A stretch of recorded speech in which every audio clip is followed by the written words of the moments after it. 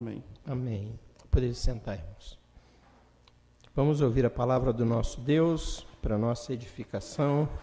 Quero convidá-los a abrirem suas Bíblias em continuidade à série de exposições no texto de Atos, agora no capítulo 6. Livro de Atos, capítulo 6, versículos de 1 a 7. Continuação do texto. Atos, capítulo 6, de 1 a 7.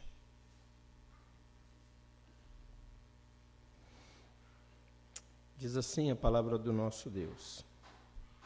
Ora, naqueles dias, multiplicando-se o número dos discípulos, houve murmuração dos helenistas contra os hebreus, porque as viúvas deles estavam sendo esquecidas na distribuição diária. Então, os 12 convocaram a comunidade dos discípulos e disseram: não é razoável que nós abandonemos a palavra de Deus para servir às mesas. Mas, irmãos, escolhei dentre vós 7 homens de boa reputação, cheios do Espírito e de sabedoria, aos quais encarregaremos deste serviço. E quanto a nós, nos consagraremos à oração e ao ministério da palavra. O parecer agradou a toda a comunidade, e elegeram Estevão, homem cheio de fé e do Espírito Santo, Filipe, Prócoro, Nicanor, Timão, Pármenas e Nicolau, prosélito de Antioquia. Apresentaram-nos perante os apóstolos, e estes, orando, lhes impuseram as mãos. Crescia a palavra de Deus, e em Jerusalém se multiplicava o número dos discípulos. Também muitíssimos sacerdotes obedeciam à fé. Mantenha suas Bíblias abertas. Vamos orar mais uma vez. Deus, nós estamos diante de mais uma explanação da Tua palavra que foi lida e pedimos agora pela exposição desses textos, ó Pai, para que eles venham a nos trazer ensino, educação, edificação, instrução na justiça, para que possamos, à luz das Tuas sagradas instruções, através dos Teus servos apóstolos, conduzir também a igreja que o Senhor nos colocou para servir aqui nesse local. Nos dê graças para podermos sermos obedientes ao Senhor, conforme foram os Teus servos do passado. Fala conosco, Pai. Encha-nos o coração de desejos de servir cada vez mais em união e em amor ao Senhor. Oramos agradecidos e pedimos em nome de Jesus. Amém. Irmãos, eu quero falar à luz desse texto sobre o cuidado e o fortalecimento da igreja. A igreja, a instituição, a organização, onde os irmãos se reúnem, ela se torna uma instituição eclesiástica que precisa de ordem, que precisa de direção, que precisa de liderança, para que conduza o povo na verdade e para que corrija os erros que porventura ocorram, porque somos todos pecadores. Então é uma comunidade de pessoas que, apesar da fé, apesar de serem chamadas por Deus, serem salvas, mas são pecadoras, são carnais. E a carne milita contra o espírito milita contra a carne. Como vivermos, então, uma igreja saudável, uma igreja virtuosa, uma verdadeira igreja, que apesar do pecado, que aqui todos eram pecadores, apóstolos, todos são homens, todos são falhos, todos são pecadores, Mas o que o texto nos instrui, que apesar de pecadores que somos, uma igreja ela pode sim ser saudável.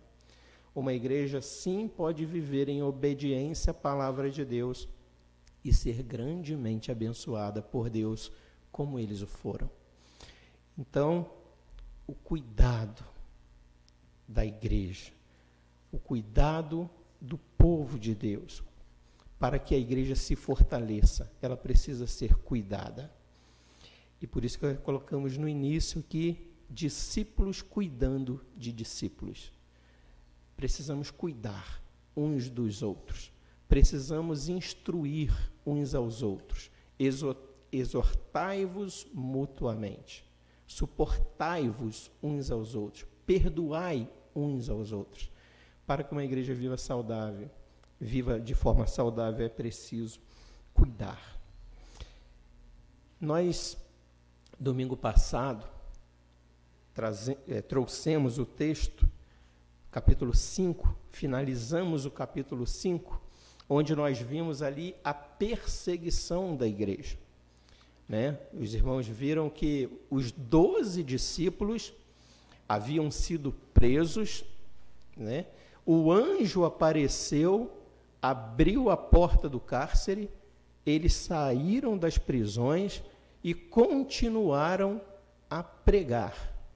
Né? Mais uma vez, eles foram colocados, né, diante do sinédrio. E o texto vai dizer, então, que eles deliberaram com o intuito de matar os discípulos. Eles tinham o objetivo de matar os discípulos. Aí Gamaliel veio, um homem respeitado pelos judeus, sabendo que se eles fizessem aquilo, eles poderiam crescer ainda mais, porque eles virariam mártires. Então, Gamaliel, com a sua sabedoria, diz para aqueles homens, né, do sinédrio, os anciãos, sacerdotes, fariseus, saduceus, para que eles não fizessem isso, porque assim como eles estavam pregando aquilo, falando, aquele movimento, aquela multidão vindo e acreditando em tudo que eles estavam falando, Gamaliel diz: outros os antecederam, outros vieram e criaram movimentos, fizeram, falaram, tiveram vários seguidores, mas eles não prosperaram. Acabou. E nós não precisamos fazer nada. Se nós fizermos algo, nós vamos trazer para nós problemas. O povo vai nos acusar de perseguição. Deixa, e ele ainda usa aquela expressão: se for de Deus, não toque neles, porque vocês não serão capazes de destruí-los. Mas se não forem de Deus, naturalmente, eles acabarão, passará. Mas ainda assim, diz o texto que eles foram açoitados. Os 12 discípulos, os 12 apóstolos foram açoitados e mandados embora. E aí diz o texto então que eles saíram, eu imagino a cena, né, pulando, jubilosos, agradecendo a Deus por terem sido dignos de sofrer, de padecer por amor a Cristo. Então nós tivemos ali várias perseguições, irmãos. Nós chegando aqui no capítulo 6 agora, mas até o capítulo 5, nós já vimos várias perseguições. A primeira, essa aqui, que vai acontecer aqui agora, ou problemas, né? Não falo nem perseguição, problemas, que os apóstolos precisaram tratar. Então nós tivemos problemas. O primeiro problema, os irmãos se lembram, que foi quando Pedro e João curaram aquele coxo na porta do templo. Eles perguntaram em nome de quem eles estavam fazendo aquilo e que era para eles pararem de fazer aquele movimento, porque ali muitos se converteram.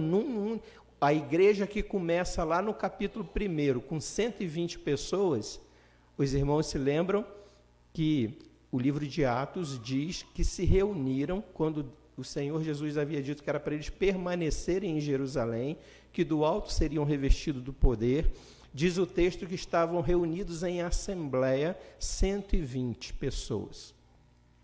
Depois da cura daquele coxo, na porta do templo, na porta chamada Formosa, então aqui Pedro prega e aquele número sobe para 3.000 pessoas num único dia. E aí eles se incomodam e falam, falem, fiquem quietos, parem de fazer isso. E Pedro se levanta e diz, como podemos parar de falar daquilo que vimos e ouvimos? Mas eles ainda não foram presos, não aconteceu nada, eles deixaram eles irem embora. E o trabalho continua. Aí nós vimos, então isso é um problema externo, de fora para dentro, pessoas perseguindo a igreja, querendo calar a igreja. Aí nós chegamos num segundo problema, que os irmãos viram no capítulo 5, quando Ananias e Safira querem enganar a Deus. Mentistes ao Espírito Santo. Quando eles vendem uma propriedade, dizem que estão entregando tudo aos pés dos apóstolos e não estão entregando. Entregaram parte do valor. E Pedro diz, mentistes ao Espírito Santo. Por que assentaste os desígnios de Satanás no teu coração? Mentistes a Deus e não aos homens. E eles caem mortos. O que nós temos ali, irmãos? Então, se o primeiro problema era de fora para dentro, perseguições externas contra a igreja, querendo calar a igreja, o segundo problema era um problema interno. Era um problema de dentro para fora. Aquilo escandalizava os de fora. Era a igreja escandalizando com mentiras, com Satanás seduzindo o coração de Ananias e Safira para enganar a Deus. Mentiste não era para os apóstolos, mentiste a Deus e não aos homens. Então eles estavam de dentro para fora escandalizando a igreja. Então esse era o segundo problema. Isso foi corrigido com disciplina. É necessária disciplina quando a igreja escandaliza os de fora. E quando a disciplina ocorre, todos ficaram espantados com aquilo que viram diante dos seus olhos. Ananias e Safira mortos aos pés dos apóstolos. Prodígios. Então, se eles haviam feito vários sinais, agora estão fazendo prodígios, né? Causando algo assustador no meio do povo. Aí nós chegamos no terceiro problema, que foi o que nós vimos semana passada, onde agora os 12 foram presos. Os 12 foram perseguidos, colocados diante do sinédrio e presos.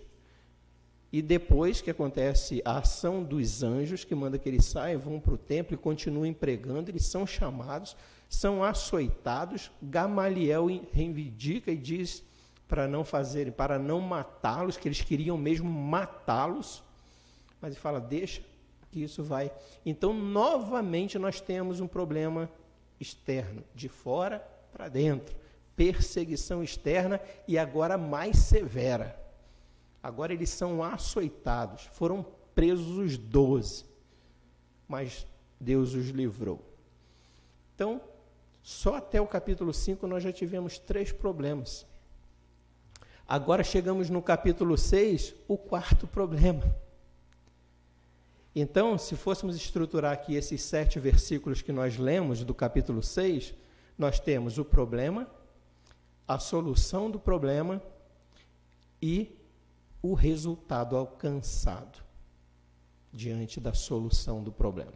É assim que se divide o texto aqui, simplesmente. O problema, apresentado aqui no texto, as viúvas deles estavam sendo esquecidas na distribuição diária. Então, daquela multidão, lembram-se que era 120, foi para 3.000, depois foi para 5.000, e o texto continua dizendo que dia a dia acrescentava ao Senhor o número dos que iam sendo salvos, a multidão dos que criam. Então a gente já perdeu até a conta de quantos haviam convertidos naquele momento. E nesse grande volume de pessoas, aconteceu um problema. Volta problema interno. Qual era o problema interno? As viúvas deles, e a gente vai entender quem são esses, estavam sendo esquecidas na distribuição diária. Esse é o problema. Aí chegamos, qual é a solução do problema que nós encontramos no texto? Os 12 apóstolos, convocaram a comunidade dos discípulos e disse para eles, aí quando fala os 12 convocaram a comunidade dos discípulos, é porque ali todos eram considerados discípulos, né? Todos que iam se convertendo, sendo convertidos e agregados ali, eles eram chamados de discípulos. Então, os 12 convocam os discípulos e diz para eles, para aquele grupo de pessoas, escolhei dentre vós 7 homens de boa reputação, cheios do Espírito Santo e de sabedoria, aos quais encarregaremos deste serviço. Que serviço? A distribuição diária que estava sendo esquecida. E quanto a nós, aos 12 apóstolos, nos consagraremos à oração e ao ministério da palavra. Final do verso 4. Então, aqui foi a solução que eles deram. E o resultado alcançado, diz aí o verso 5, o parecer agradou a toda a comunidade. E verso 6, apresentaram-nos perante os apóstolos e estes, orando, lhes impuseram as mãos. Crescia a palavra de Deus e em Jerusalém se multiplicava o número dos discípulos. Também muitíssimos sacerdotes obedeciam à fé. Poderíamos finalizar aqui, né? Problema, solução do problema e o resultado alcançado após a solução do problema. Está resumido aqui. Porém, irmãos, é necessário que nós nos debrucemos sobre essa passagem e nos atentemos para algo que serve para nosso aprendizado. O problema,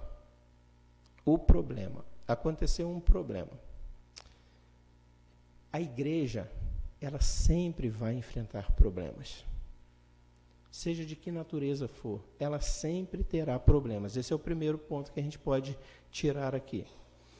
Veja que uma igreja estava cheia do Espírito Santo, eles estavam, ungidos pelo Espírito, cheio do poder de Deus, cheio do Espírito Santo, a igreja crescendo maravilhosamente, e no meio daquela ação maravilhosa, nós temos um problema. Que esse problema, ele estava causando outros problemas. E aqui que mora o perigo, queridos. O perigo não é o problema em si, são as decorrências deste problema. Um problema leva ao outro.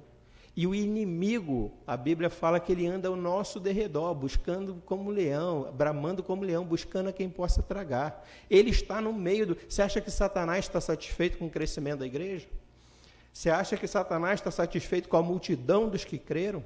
Daqueles que chegavam diante dos apóstolos, não tendo propriamente seu que possuía, mas entregando, consagrando, para abençoar aqueles que tinham necessidade, e permanecendo unânimes no templo, na oração, no partir do pão, na comunhão, na doutrina dos apóstolos, em cada alma havendo temor, um só coração, um só pensamento. Satanás estava, meus irmãos, muito irado com essa igreja. Então ele anda ali no meio, querendo achar e lançar problemas. O problema aqui era genuíno. Com esse crescimento enorme da igreja e tão repentino, os 12 não estavam dando contas. Como que eles iam dar contas daquilo tudo que era lançado aos pés deles, dos apóstolos, para distribuir entre todos? Parece um pouco aquela situação de Moisés, que não conseguia dar conta de atender todo o povo. E o sogro dele fala, você vai morrer se ficar desse jeito. Você tem que escolher pessoas para te ajudar. Então, é o que está acontecendo aqui. O problema era genuíno. O problema era real. Pessoas estavam ficando omitidas na distribuição, da assistência. Porque lembram-se que precisava de dar assistência, porque esse movimento do cristianismo estava fazendo com que os judeus, as famílias, renunciassem aos seus próprios familiares. Era pai contra filho, era filho contra pai. À medida que as pessoas se convertiam ao cristianismo, elas eram expulsas das suas próprias casas. Elas eram abandonadas, ficavam desempregadas por conta do cisma, dessa cisão, dessa separação entre essa divisão daqueles que eram judaizantes, judeus, né, da doutrina judaica de Israel, e daqueles que agora se convertem ao cristianismo pela pregação do evangelho. Então eles estão num momento que eles estão desassistidos, eles estão renegados, eles estão discriminados pela sociedade. Por isso eles precisavam dessa assistência. E aí o texto está falando, então, que houve essa falha, eles não estavam dando conta. Então a reclamação aqui, é importante que se diga, ela era contra quem? Eles estavam murmurando, diz o texto aí, ó, olha o verso 6, o capítulo 6, verso 1. Ora, naqueles dias, que dias? Esse dia da expansão, veja o verso 42 do capítulo 5. E todos os dias, no templo e de casa em casa, não cessavam de ensinar e de pregar Jesus o Cristo. Então, eles estavam focados nisso, os apóstolos, de instruir, de pregar, de casa em casa, de ensinar. Então, eles estavam ocupados disso. E naqueles dias, então, capítulo 6, verso 1, multiplicando-se o número dos discípulos, à medida que eles iam pregando e ensinando, aí que está o problema, querido. O que houve ali? Murmuração. Murmuração de quem? Dos helenistas contra os hebreus, porque as viúvas deles, dos helenistas, estavam sendo esquecidas na distribuição diária. Então, aqui o versículo 1 é o problema. Elas estavam sendo esquecidas. Ali, o que acontece aqui? Ele fala dos helenistas reclamando dos hebreus. O que é isso? Todos eram judeus.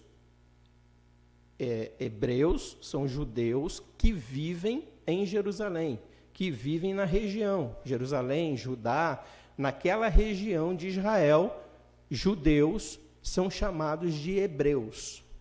Aqueles que são judeus pertenciam a Israel, a cidade ali de Israel, mas que não viviam mais em Israel, que haviam saído para viver em outras regiões, aqui no caso Roma, entre Grécia, eles foram viver no chamado dispersão. Então eles passaram a ter a cultura grega, greco-romana, e esses eram chamados de helenistas. A cultura helênica é a cultura dos gregos, né? Então, esses judeus que viviam entre os gentios eram chamados de helenistas. Eram judeus, porém não viviam em Israel. Com a pregação, lembram-se que a pregação era em Jerusalém, ficai em Jerusalém, pregai o evangelho em Jerusalém, tudo isso ainda está ocorrendo em Jerusalém. Os discípulos, eles ainda não haviam saído de Jerusalém. Todo esse movimento, essa pregação, essas conversões, ainda estamos falando de Jerusalém. Os judeus, israelitas, longe, ouvindo isso, eles vieram para Jerusalém. E muitos se agregaram em Jerusalém, foram convertidos e ficaram em Jerusalém.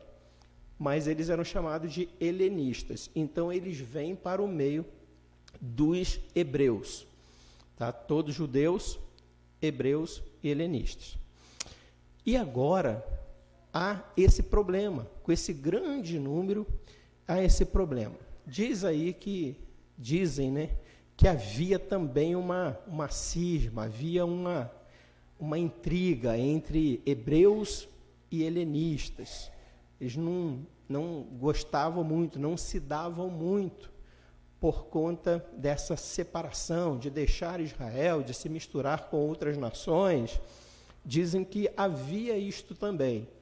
Não sabemos se aqui era por conta de rixas, porque o texto diz que todos estavam cheios do Espírito Santo.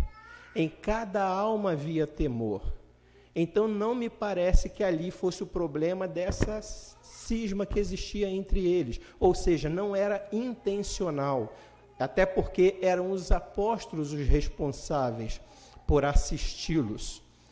Então me parece que não tinha nada a ver dessa rixa. Era por conta mesmo da demanda, do volume dos convertidos e que eles não estavam dando conta. Tudo indica era isso. Porém, helenistas, ali algumas pessoas, Satanás pode ter colocado no coração deles. Eles estão fazendo isso porque nós somos helenistas. Eles estão deixando de nos dar porque nós não somos, eles não nos consideram, né, como hebreus.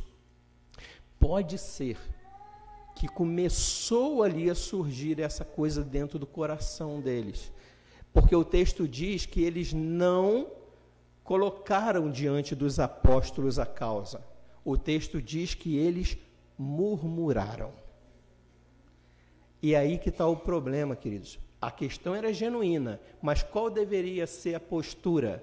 Chamar os 12 apóstolos e falar e apresentar o problema de uma reclamação genuína, lícita. Olha, nós não estamos servindo, não estão nos atendendo, precisam ver a nossa causa. Mas não foi isso que aconteceu. Ficaram murmurando.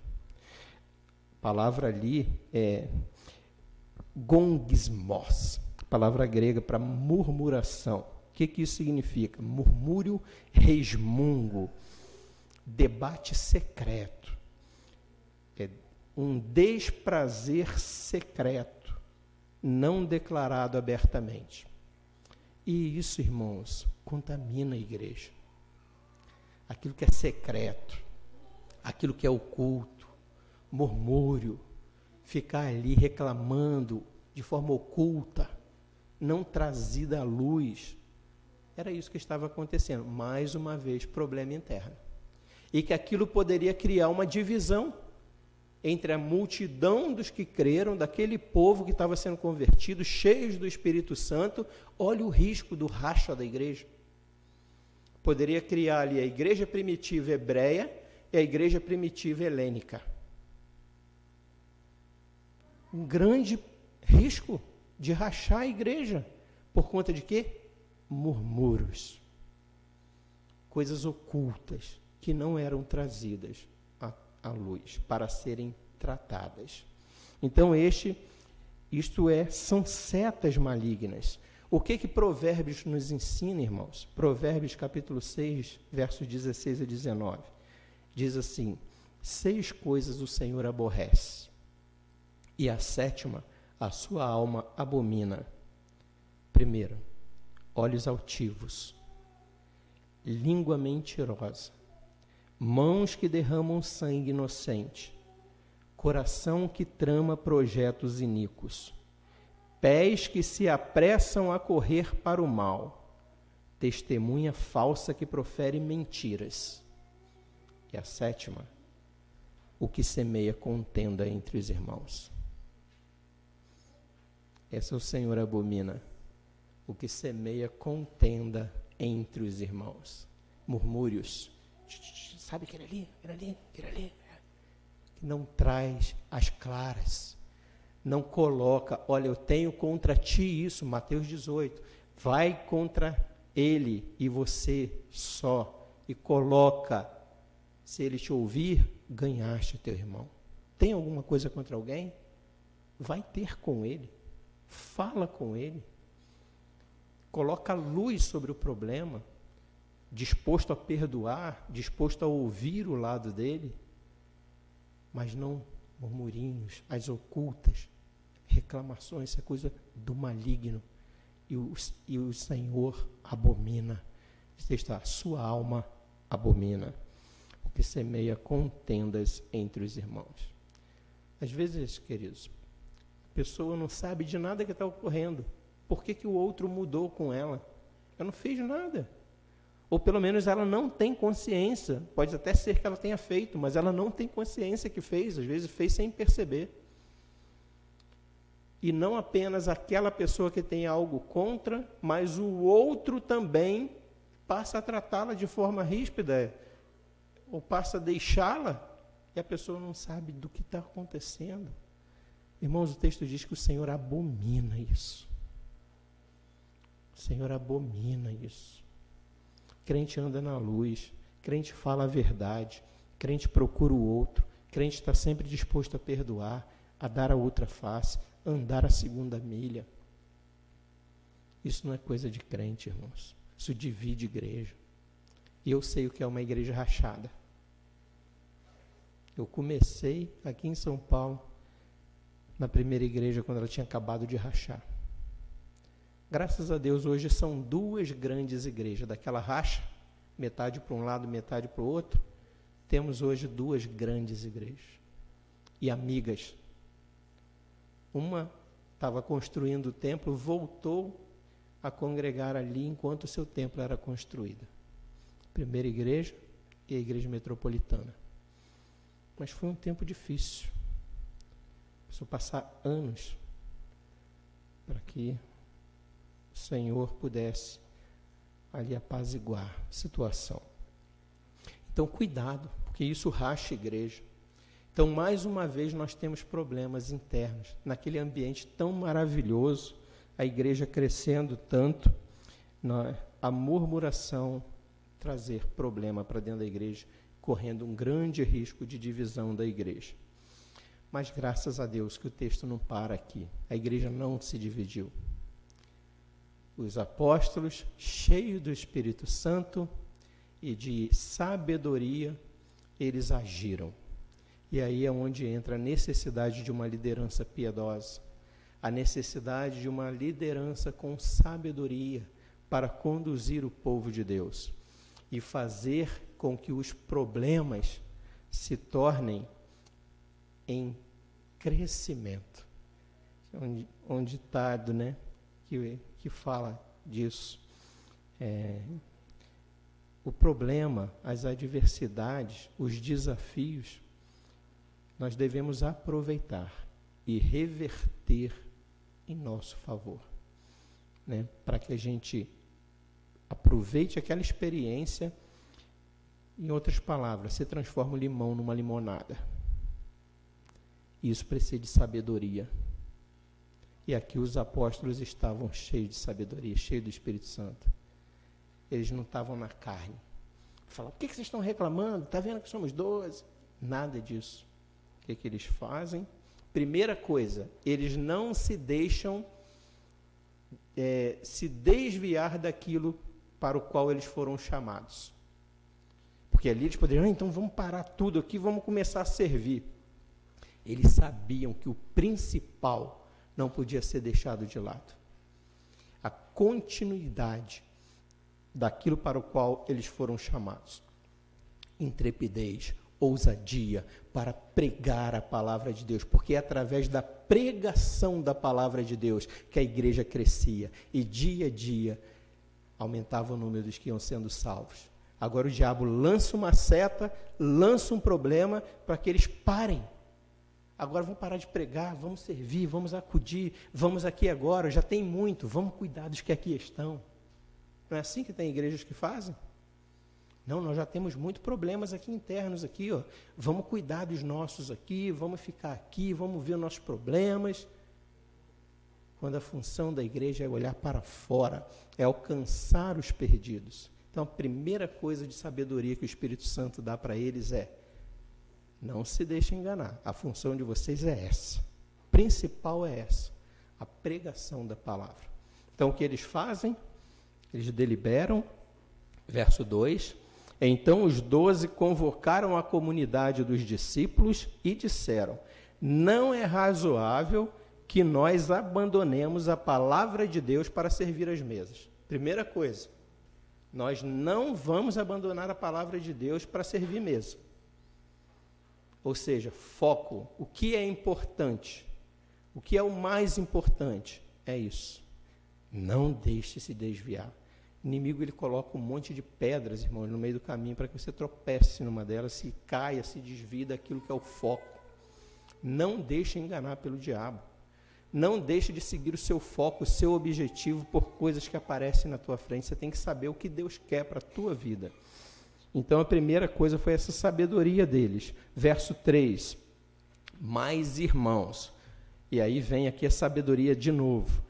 Escolhei dentre vós 7 homens, aí gênero masculino, de boa reputação, cheios de espírito e de sabedoria, aos quais encarregaremos deste serviço, de atender os helenistas, né, as viúvas dos helenistas que não estavam sendo servidas.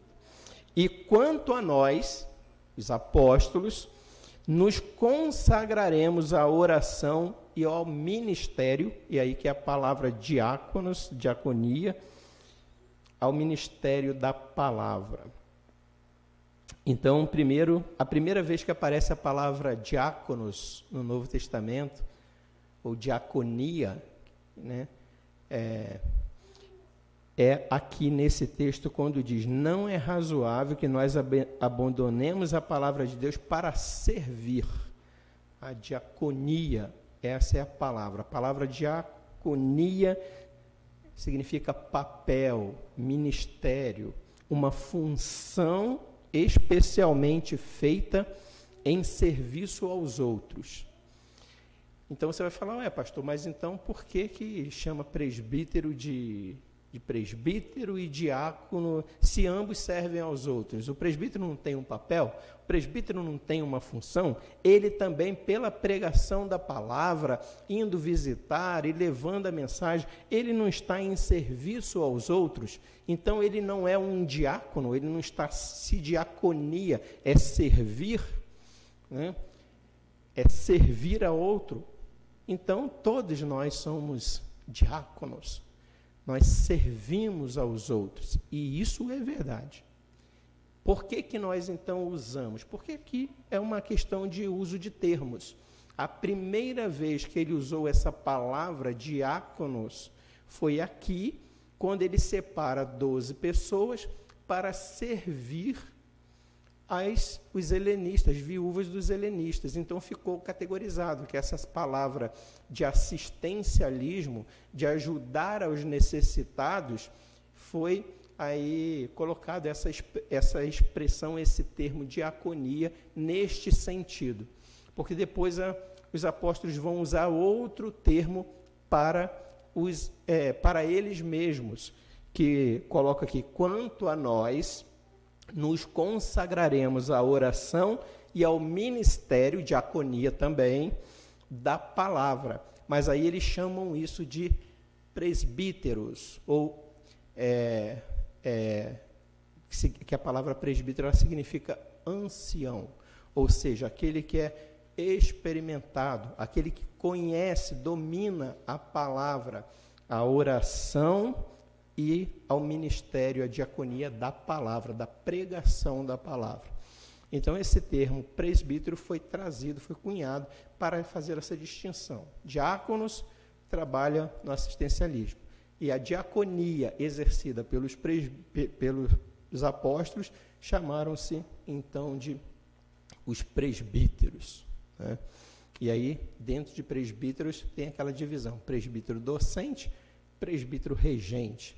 Presbítero docente é o que se aplica ao ensino da palavra, e presbítero regente, aquele que toma as decisões na igreja, aquele que governa e administra a igreja em decisões de causas principalmente espirituais, disciplina dentro da igreja, o que vai fazer, o que não vai fazer, como faz. Isso é tratado em conselho. Mas a assistência, então, esse termo diáconos ficou mais voltado por conta desse texto, onde aparece a primeira vez esses 7 homens sendo separados para a diaconia, de servir aos necessitados. Entenderam? Diáconos, todos somos. É servo, é ter um papel de servir assistindo ao outro. Mas para entendimento de que forma assistimos, nós temos essa separação.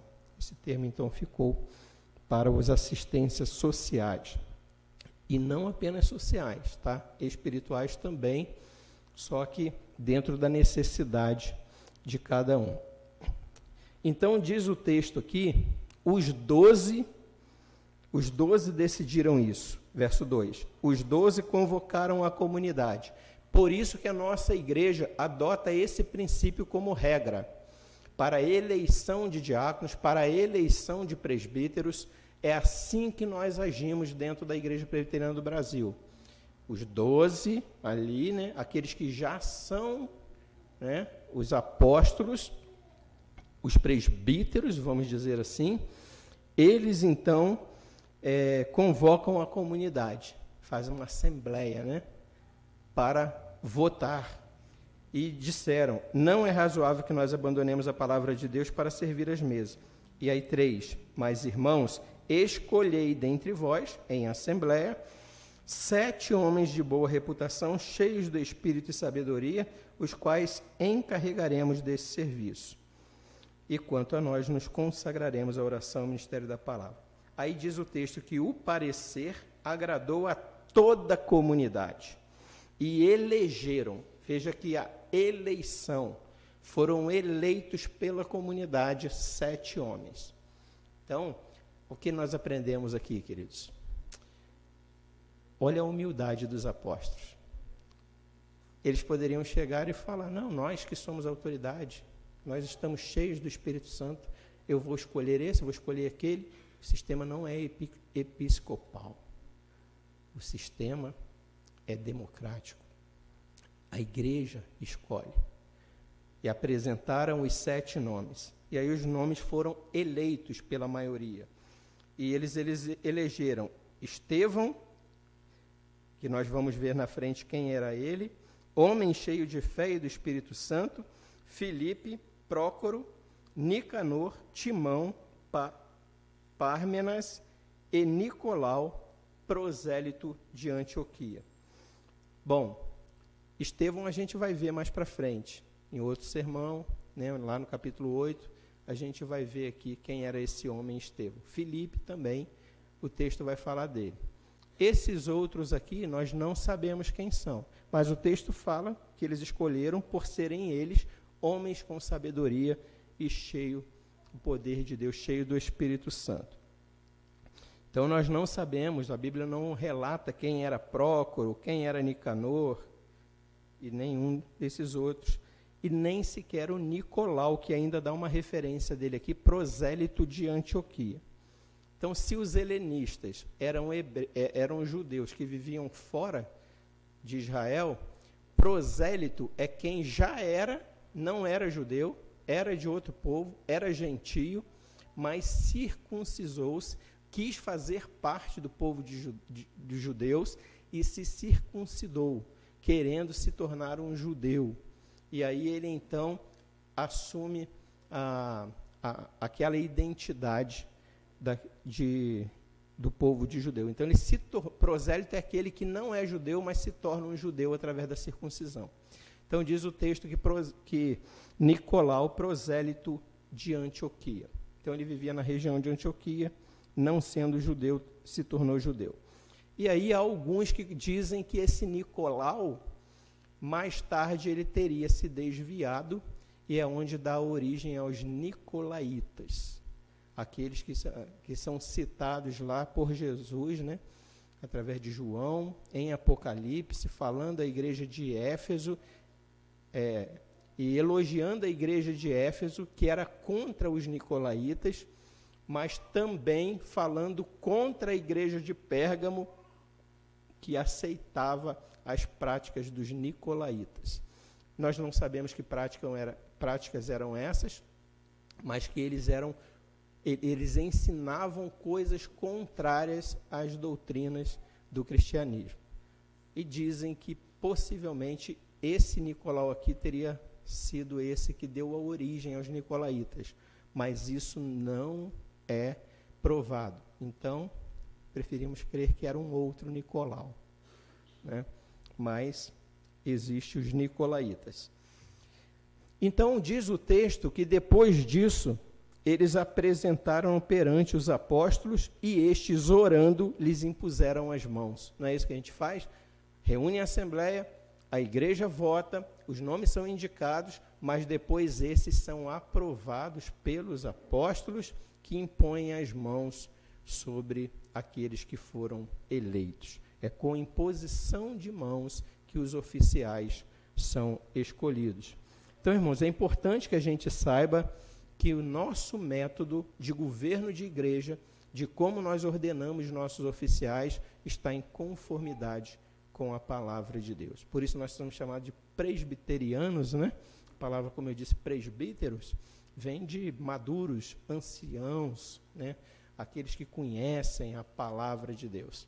E o nosso desejo é que todos sejam, né, maduros na fé, que conheçam, mas o ofício de presbítero é pela imposição de mãos para o ofício, para o cargo de presbítero, e só existem esses dois, tá?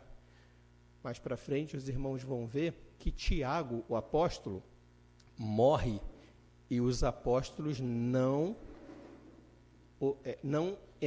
votam para um outro apóstolo, tá? Eles votam, a partir daqui, eles ordenam presbíteros e diáconos. Não, os apóstolos vão morrendo, não tem eleição para outro apóstolo. O único que foi feito, e inclusive aqui atesta que foi oficial, foi o de Matias, que foi eleito pelos apóstolos para suprir a vaga de Judas Iscariotes. E aqui, Judas Iscariotes não estava, e fala que os 12 mandaram que escolhessem 7 homens, e depois esses 12 impuseram as mãos sobre ele. Aqui Paulo ainda não estava, e Judas Iscariotes já havia sido morto. Então, aqui é atestado de que Matias foi considerado oficialmente um apóstolo, em lugar de Judas Iscariotes, os 12. Mas depois, Tiago morre, não colocam outro no lugar de Tiago. E assim os outros vão morrendo, ninguém é colocado no lugar dos apóstolos. Então, hoje, quem se diz apóstolo é um herético. Mas presbíteros, diáconos, isso sim. A igreja para frente, ela caminha ordenando diáconos, homens, e presbíteros, homens. Aqui também vale esse adendo. Seria uma oportunidade, se houvesse essa abertura de possibilidade de ordenar mulheres para ofícios de liderança na igreja, aqui seria oportunidade. Porque você quer uma causa mais com características femininas do que a diaconia nesse sentido assistencial, de acudir às pessoas necessitadas, de ir às pessoas e de socorrer. Isso aqui era uma nova dispensação, é a igreja instruída pelo Espírito Santo a fazer aquilo, agora seria o momento. Lá no passado era patriarcal, agora não, agora é a igreja nova, da nova dispensação, a igreja cristã.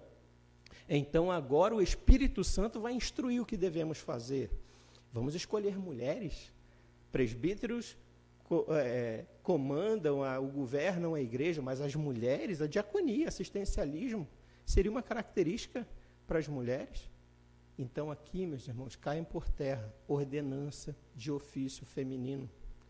O que ele fala? Escolhei 7 homens. E a palavra ali é gênero masculino. Escolham 7 homens, cheios de sabedoria e do Espírito Santo, para cuidar disso. Certamente que as mulheres ajudavam eles. Elas são auxiliadoras. Elas auxiliavam, porque a multidão era muito grande. Imagina, dentro dessa multidão escolheram apenas 7. Mas então, as mulheres certamente ajudavam. Mas ofício de diaconisa, não. Ofício de presbítera, não. Aqui fica muito claro isso para nós, que se tivesse essa possibilidade, um momento seria aqui. E não foi assim. Tanto que Paulo vai instruir Timóteo com relação às eleições de diáconos e presbíteros, como deveria ser. Isso os irmãos conhecem bem, Timóteo 3, semelhantemente, quanto a diáconos, é necessário que sejam respeitáveis, de uma só palavra, maridos de uma só mulher. Então é assim que se institui homens, gênero masculino, para exercer oficialato na igreja. E então a gente vê aqui a solução do problema e, por fim, a gente vê aqui qual foi o resultado, versículo 7. Crescia a palavra de Deus, e em Jerusalém, veja que eles estavam em Jerusalém ainda, se multiplicava o número dos discípulos, também muitíssimos sacerdotes obedeciam à fé.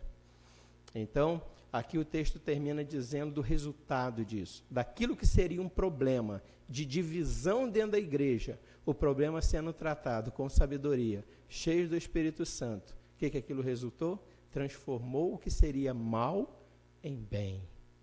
Ficaram todos apaziguados, todos satisfeitos. E a decorrência disso, crescia, aí fala que crescia a palavra, né? Não é que crescia o número de pessoas, mas a ideia aqui é essa mesmo. Como assim crescia a palavra? Porque naturalmente o número de pessoas que vão conhecendo a palavra de Deus vai fazendo com que a palavra de Deus cresça, seja conhecida por todos que vão sendo convertidos através da palavra de Deus. E em Jerusalém se multiplicava o número dos discípulos. Então todos esses eram sendo considerados discípulos, aqueles que verdadeiramente queriam seguir os apóstolos, que eram discípulos de Cristo, sendo imitadores de Cristo e imitadores deles. E finaliza dizendo que também muitíssimos sacerdotes. A ideia aqui é interessante, irmãos. No Antigo Testamento nós tínhamos levitas e sacerdotes. Podemos dizer assim que os levitas eram os diáconos, os que cuidavam dos serviços, e os sacerdotes, os presbíteros do Antigo Testamento, aqueles que cuidavam das coisas da palavra, da teologia, do ensino. E aqui diz que também crescia o número dos sacerdotes que iam obedecendo à fé. Pessoas com dom para o ensino, para a palavra também ia crescendo o número, presbíteros e diáconos. Em outras palavras, é isso. Levitas e sacerdotes, diáconos e presbíteros. No Novo Testamento é assim que a gente pode entender aquilo que era do Antigo para o Novo Testamento. E assim a igreja crescia. Então, quando a igreja ela tem uma boa liderança, quando a igreja está cheia do Espírito Santo, ela não deixa que o inimigo traga contendas, murmuração e divisão para dentro da igreja. Antes, tomam decisões que fazem com que todos fiquem satisfeitos e a igreja cresça. O cuidado e o fortalecimento da igreja. Irmãos, que Deus nos abençoe para que nós possamos viver assim, cheios do Espírito, não deixar que o inimigo traga contendas, sabendo que se aconteceu isso com aquela igreja cheia do Espírito Santo, que não dizer de igrejas, de pessoas que muitas vezes são omissas na sua vida de santidade, de piedade, de busca de Deus. Então, vigiai e orai, para que não entreis em tentação. Não traga murmurações para dentro da igreja. Apresente a causa, apresente o problema para que seja tratado. Procure os presbíteros, procure o pastor, procure os diáconos, para que as causas sejam tratadas e não haja divisão dentro da igreja, e assim a igreja continue caminhando, crescendo para a glória de Deus. Que Deus nos abençoe. Nós te agradecemos pela tua palavra, Deus, que nos instrui a ordenança, o ordenamento de oficiais, presbíteros, diáconos, que nos instrui como devemos agir quando as causas, os problemas aparecem no meio do teu povo. Devemos ter sabedoria, agir cheio do Espírito Santo, para que não venha afetar o crescimento da igreja. Ó Deus, obrigado pelas instruções da tua santa e bendita palavra. Faça-nos viver em conformidade com a tua palavra, em nome de Jesus. Amém. Vamos encerrar